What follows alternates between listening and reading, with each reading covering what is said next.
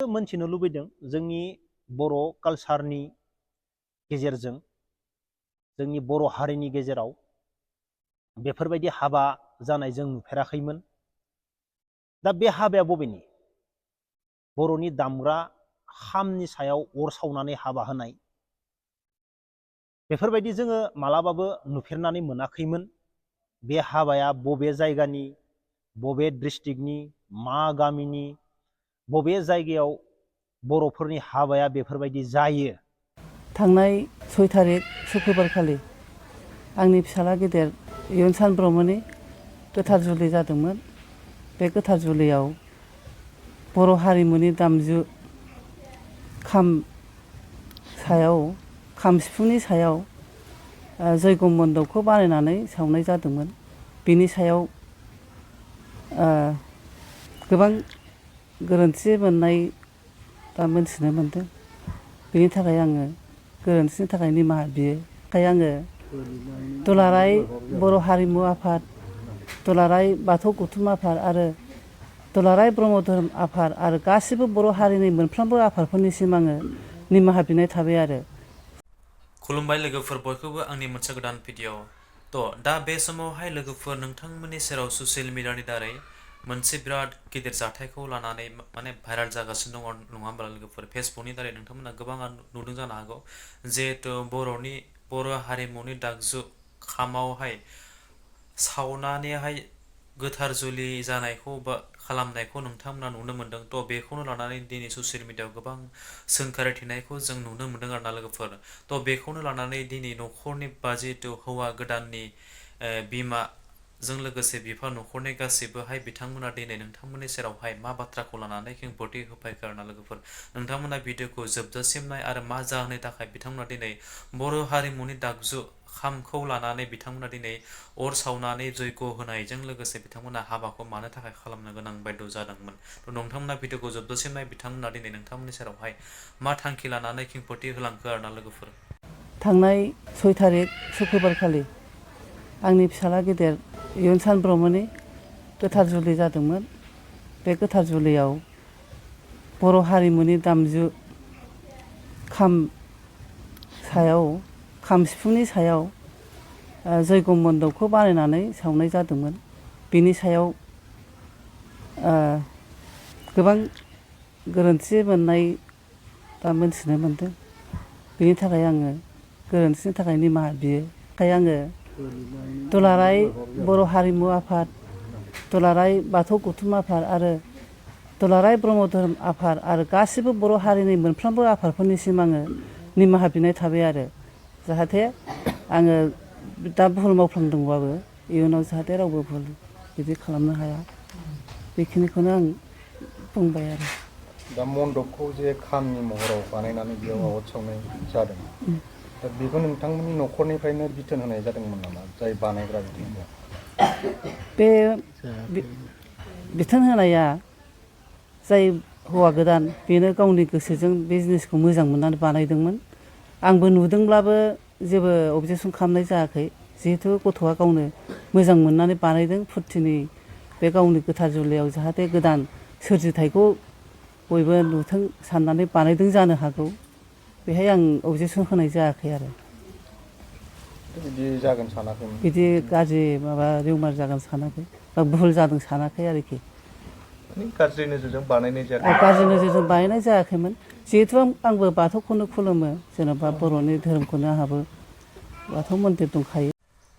बे समाव नोंथांमोना नुबाय जानो हागौ, नङा होमब्ला लोगोफोर? बे थांखिखौनो लानानै फिन खेब आरो जेम्स ब्रादारा नोंथांमोननि सेराव मा खेंफोरथि होलांखो बेखौबो आं नोंथांमोननि सेरावहाय सुंथाबैब्लाबो आं होनानै सानदों, बा नैबे भिडिअनि गेजेरजोंहाय शेयार खालामनो होननानै सानदों। जिहेथु बर'नि दागजु खामखौ लानानै बिथांमोना दिनै मानो थाखाय बेफोरबायदि हाबाखौ खालामनो गोनां जाखो, बेनि थांखिखौ लानानै दिनै जेम्स ब्रादारा नोंथांमोननि सेरावहाय फंनैसो बाथ्राखौहाय शेयार खालामदों आरोना लोगोफोर। नोंथांमोना भिडिअखौ जोबजासिम नाय, अब्लानो बुजि मोनगोन। बर' कालचारनि गेजेरजों जोंनि बर' हारिनि गेजेराव बेफोरबायदि हाबा जानाय जों नुफेराखैमोन। दा बे हाबाया बबेनि? बर'नि दामग्रा खामनि सायाव अर सावनानै हाबा होनाय बेफोरबायदि जोङो मालाबाबो नुफेरनानै मोनाखैमोन। बे हाबाया बबे जायगानि, बबे डिस्ट्रिक्टनि, मा गामिनि, बबे जायगायाव बर'फोरनि हाबाया बेफोरबायदि जायो।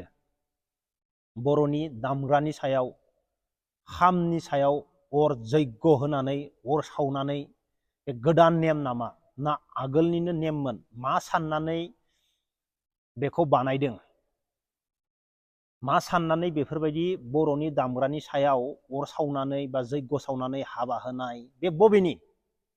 प्लिज अननानै कमेन्ट बक्सआव कमेन्ट हरनो दाबाव। बेनि सोमोन्दै मोनथिनो लुबैदों, बबे जायगानि आरो बबे गामिनि। A few moments later. Viral जानाय, बे भाइरेल जानायनि सायाव जेसेबांखिनि ससियेल मिडियानि भाइरेल जाया मानो बा जादों, गासिखौबो जोङो आं समाजनि जानानै आरो गारजेन न'खर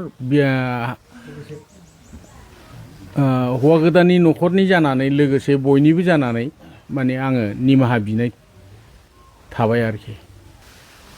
बे बेले बेजेनि सायाव बुंनो मोननानै आं मोजांबो मोनदों। मानो होनबा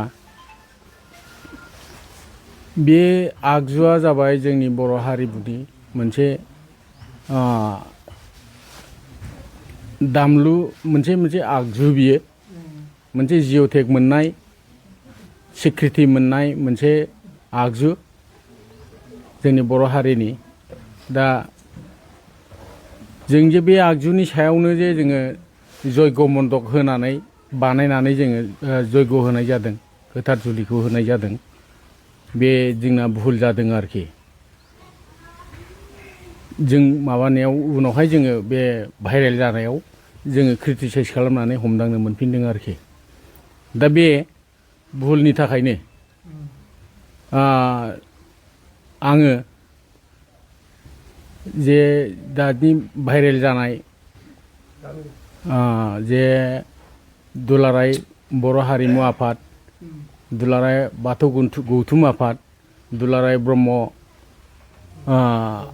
धोरोम आफाद आरो बर'नि जेसेबांखि माबा आफादफोर थाया मानो, बिथांमोननाव आङो गुरैयै खर' गंग्लायै आर'ज गाबो जे बे गोरोन्थिनि थाखाय जोंखौ माने निमाहा होयो आरोखि।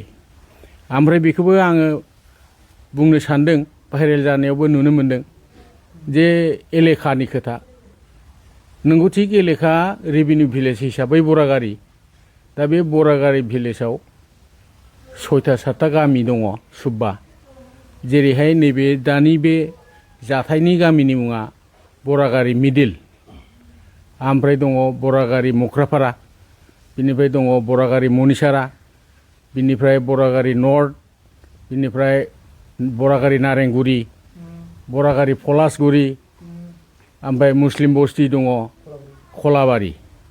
दा बे ज' लानानै रेभिनिउ भिलेज मोनसे। ओमफ्राय दिनैनि बे जाथाया जोंनि नैबे खन्द'आवनो मिडिल बरागारियावनो, बरागारि मिडिलावनो जादों आरोखि। बे जोंनि आंनि सिनायथि, आंनो गावबुरा बे मिडिल बरागारिनि। दा आंनि मुङा मुस्रि अनन्त ब्रह्म। दा आङो जे बे मिडियानि गेजेरजों नोंथांमोननि सिगाङाव फोसावहरनाय जायो जे जाहाथे जोंनि बे गोरोन्थिखौ बर'फोरनि जेसेबांखि आफादफोर थाया मानो बिथांमोनहा माने जोंखौ निमाहा होयो आरोखि बे गोरोन्थिनि थाखाय। आरो इयुनावबो जोङो बेखौ बिदि मावनाय नंला।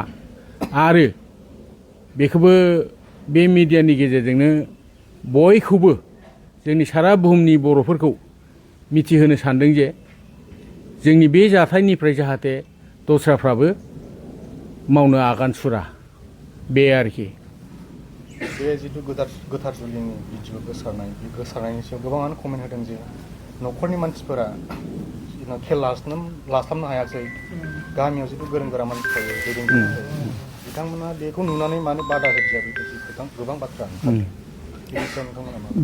बिनि सायाव माने जों गारजेनफ्रा बिसेसकरि बे मन्दक बानायनायाव नुजाहैनो हाया आरो मन्दकआबो एसे फाग जाबाय ओमफ्राय जोंना ओरैहाय बे जे जिरायसालिखौनो होन बे जानाय लोंनाय होन ओरै एसे साइडआव थादों आरोखि हिसाबै गार्जेनफ्रा बांद्राय माबा खालामनो हायाखै आंनो गावबुरा हिसाबैबाबो बे मन्दकआ जोबखांनानै मोनानि बे माबायावसो नुजाफैनो मोन्दों आरोखि बिसेस आंनि खारनाव आरोखि बेबायदि जादों दा मोनसे ससियेल मिडियायाव नैबेबो ओंखारदों जोंहा जे जयग होग्रा फुजारि पुरहित एक्सुवेलि बिथाङाबो फैनानै आसरित मोनफैदों आं बिनि सायाव बोरै माबानो जयग होनो बिदिखौ बियो रायलायदोंमोन खिन्थु बिजोंबो कन्टेक्टआ ओरैबायदि जादों मुहुर्तआवसो लेंहरनानै फैनानै जास्ट